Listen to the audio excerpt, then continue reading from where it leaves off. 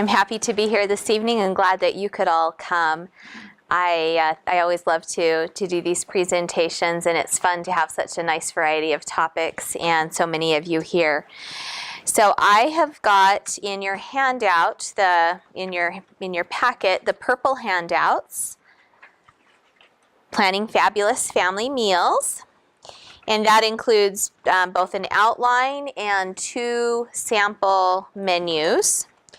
On the left-hand side of your packet, there are also white copies of the 1-week menu and the 2-week menu. We also put them in white in case that was something that you wanted to be able to photocopy, or you can just make it your own if you'd like. How many of you, by a large, raising your hand very high, how many of you are involved or are responsible in your household for planning meals? Okay, pretty much everybody. And how many of you are involved in cooking those meals once they are planned? All right. I see some couples both raising their hands. I love that. You're just friends. I'm sorry. I thought you were a couple. Assumptions are never good, are they? Well, my family is growing and changing. I have 4 children. 2 of them are not living in our home anymore. They're off doing other wonderful things, and 2 of them still are. I've always worked full-time, and my husband has an interesting job in that he works at home. And so we, to a certain extent, share the cooking, but I am in charge of the meal planning. And if it's on the menu and I've bought the stuff, then he is going to cook it on Monday nights. Monday night is his night to cook, and I appreciate that a lot. I am a strong believer in meal plans. I really think if you've got a plan for anything, it's going to be more likely to happen. How many of you do a menu or some type of pre-preparation? Not quite as many hands, but still quite a few. That is good. On my outline, I've talked about some of the benefits of planning meals, and I imagine that you have found these to be the case as you plan. It does take a little bit of time to plan a menu, but it saves a lot of time later. If it saved you minutes, a half an hour a day, something like that, that's going to really add up over time. You can save as much as 15% of money when you plan meals. The research has shown that. And everyone has a different amount of money that they spend on food every month. But for a family that might spend $700 a month on food, 15% is equal to $100. And think of $100 a month over a year, over 10 years, how much money really can be saved by having a plan and following it. We are more likely to eat healthy foods when we have a meal plan. We have reduced stress because we don't have that constant question in the back of our mind. What am I going to have for dinner? Do I have it? Do I need to go buy some things? Do I have the time to make it? Whatever. We also are more likely to eat together when we have a meal plan. And eating together as a family is a very wonderful and valuable thing to do. Even for people that are living alone or just live with their spouse, we're more likely to have a set-aside meal time if we have a plan, and that can be so valuable. So I've listed 5 steps in meal planning. The first one is to prepare.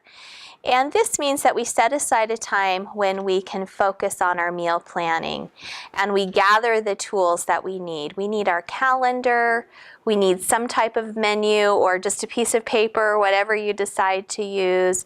You need to have, let's see, what else? Knowing how much money you have to spend for food for that week or 2. If I need to be really frugal with my food money, that will influence what I put on my menu. And if you have children at home that eat school lunch, then it's also a good idea to have the school lunch menu, because if they've had tacos for lunch, they might not be as enthused about tacos for dinner the same night. We all feel that way sometimes. Step 2 is you're going to start with the food you already have. You're going to look at your pantry, your refrigerator, your freezer, look at the things that you have available, and put those on the menu to begin with so you can enjoy them while they're still fresh.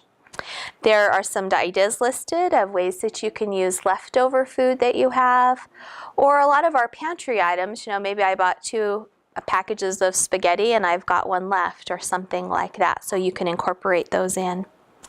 Number 3 is that you're going to add family favorites.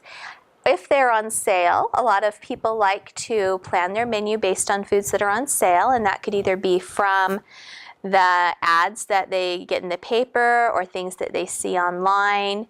I don't do my menu week by week based on sales, but when things that I use frequently are on sale, then I stock up on them if I can. And so then that would be back on number 2, starting with the food that I already have. I've listed some ways that you might categorize your family favorites, either by protein source or by types of food they are. Our family loves Mexican food, so we have Tortilla Tuesday. Every Tuesday we have something that is a Mexican meal. It doesn't always have tortillas, but a lot of times that it does. Another family favorite is breakfast foods, and we're busy in the morning. My daughter's just finishing an early morning class where she has to be at school before 7 o'clock. And so breakfast is pretty quick, and we're not making a lot of the fancy foods. So Thursday nights, we'll make buttermilk pancakes, or we'll make German pancakes, or we'll make omelets or things like that when we have a little bit more time. Planned overs is a wonderful thing to do too. Make 2 meals at once and freeze one of them. Other ways that you can pre-prep at least part of your food. Please make sure that you've included plenty of fruits and vegetables in your menus. We want to include at least 3 food groups in each meal, and fruits and vegetables are sometimes the ones that go by the wayside. So make sure you've planned the fruits, you've planned the vegetables, then you're purchasing the right amount and you're actually using them. The last thing you want to do is to review and double check that you've got foods from at least 3 of those food groups. Our family almost always has milk for dinner, so we've already got one thing that's covered, and so then we make sure we've got a fruit and or a vegetable. We usually have some type of protein and some type of grain or starch.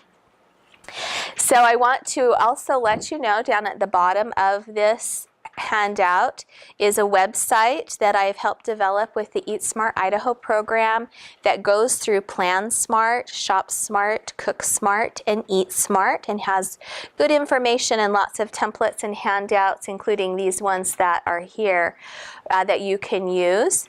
There is also a print version of the information that is on the website, and it is available here. Some of our audience may not have internet access, and so if this is a bulletin, a thing that you would like to have but you don't really have access to the internet, if you would contact me, I've left my phone number and my email, I would be glad to get that to you. It's several pages. I think it's 25 or 30 pages or so. So that concludes my presentation. Do you have any questions or comments?